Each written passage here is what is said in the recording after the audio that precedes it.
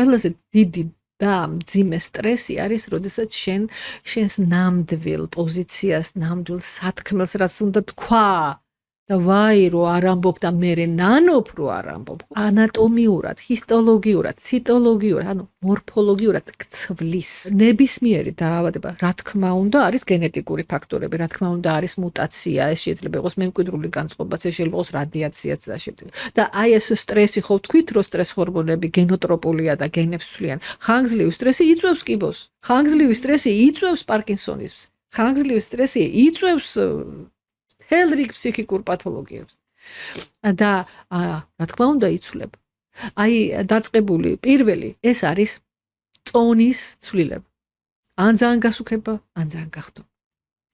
ანუ მეტაბოლური სინდრომი.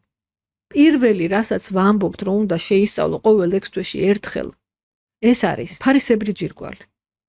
ჰორმონები და ანტისხეულები, პანკრეასის ფუნქციები, ეს არის ინსულინი. ხომ არ არის ინსულინ რეზისტენტობა, ხო? ანუ ინსულინ რეზისტენტობა თუ არის, ჩათვალეთ, რომ აქ ეხლა ემზადება ორგანიზმი დიაბეტისთვის.